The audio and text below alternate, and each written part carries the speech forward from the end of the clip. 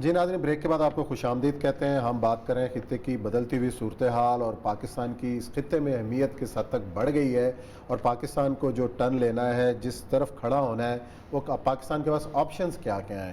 عبدالباسط صاحب ہمارے ساتھ جوائن کیے ہوئے ہیں، ہمیں اب جوائن کیا ہے تسنیم اسلم صاحبہ نے، سابق سفارتکار ہیں، دفتر خارجہ کے ترجمان بھی رہی ہیں، ان کو بھی خوش آمدید کہیں گے۔ السلام علیکم تسنیم صاحبہ۔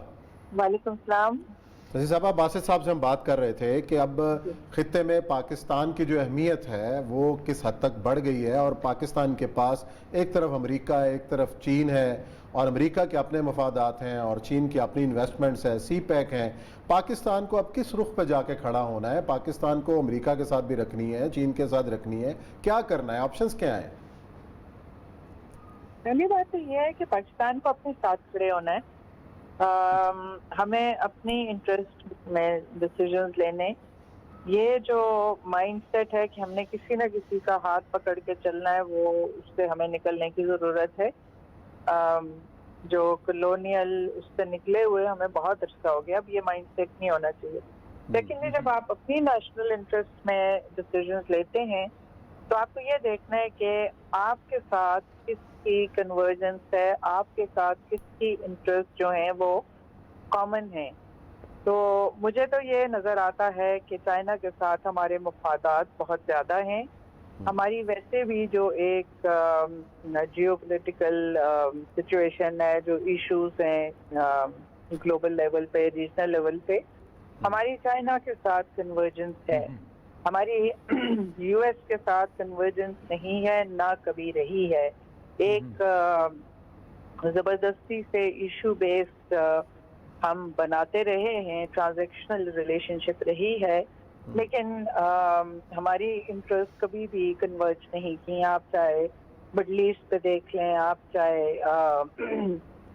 ہیومن رائٹس دوسرے ایشوز پہ دیکھ لیں، آپ انڈیا کا دیکھ لیں۔ تو ایک تو یہ بات ہو گئی۔ دوسری بات یہ ہے کہ ہمارے لیے چائنا کے ساتھ اکنامک کولیبوریشن اور کوآپریشن بہت امپورٹنٹ ہے۔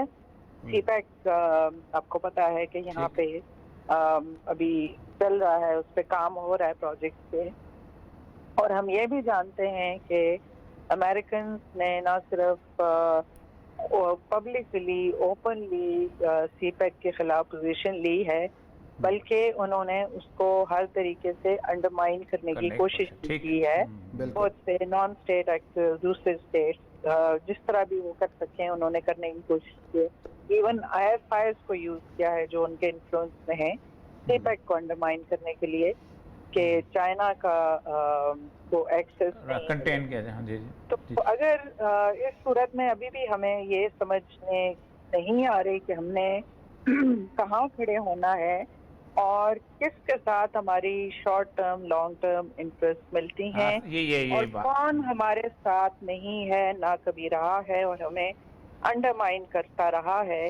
افغانستان سے ہمیں بھولنا نہیں چاہیے کہ آج دن تک جو لوگ وہ لوگ جو امریکی جہازوں پہ چڑھ کے آئے اور اپنے سوٹ کیسز لے کے انہیں کے ساتھ نکل جائیں گے، اور وہ پچھلے 15-20 سال بھونکتے رہے پاکستان کے خلاف، تو کیا وہ کسی کی شے کے بغیر بول رہے تھے؟ کیا یہ اتنا کچھ جو پاکستان کو کہا گیا، اتنی ہیوملیٹنگ باتیں کی گئیں؟ ان کا جو ابھی نیشنل سیکیورٹی ایڈوائزر ہے اس نے پاکستان کو کیا اس نے ورڈز یوز کیے پاکستان کے لیے، آپ کو بھی معلوم ہے، میں ریپیٹ نہیں کرنا چاہوں گی۔ تو یہ سب چیزیں ہمیں مد نظر رکھنی چاہیے۔ تو ہمیں یہ بالکل اس چیز پہ کبھی مجھے سمجھ نہیں آتی ہے کہ پاکستان میں یہ ڈیبیٹ کیوں ہو رہی ہے، اور کون لوگ ہیں جو یہ ڈیبیٹ کروا رہے ہیں کہ ہمارے لیے بڑا مشکل فیصلہ ہے کہ ہم نے نہیں ہم تو بالکل ہم اس کھاتے میں نہیں ہیں۔ ہم تو کل سے یہی کہہ رہے ہیں کہ اس وقت ابھی باسط صاحب سے بھی یہی بات ہو رہی تھی کہ جس رن میں امریکہ اس وقت بھاگ رہا ہے وہاں پر، اور جو سچویشن بن رہی ہے، بیسیکلی اڈوں کا مسئلہ جو ہے وہ ہمارے ساتھ جو 2 اڈوں کے اوپر ایشو بنا ہے، جس پہ آج المارا نے بہت سخت بیان دیا۔ باسط صاحب، آپ نے ایک آخری جاتے بات کی تھی کہ اپنا and of the day Taliban نے وہاں حکومت بنا لینی ہے، اور مجھے بھی یہی لگتا ہے کہ افغان سچویشن میں Taliban are the only one کہ جنہوں نے اس کرائسس کے اندر انہوں نے اس کو یونائٹ کیا تھا افغانستان کو۔ اس وقت پاکستان کی کیا پوزیشن ہوگی اگر ہم نے کسی طور پر اس وقت طالبان کے اس معاملے کے اندر امریکہ کو ایک ویجیلنس سٹیٹس دے دیا جو وہ چاہ رہے ہیں؟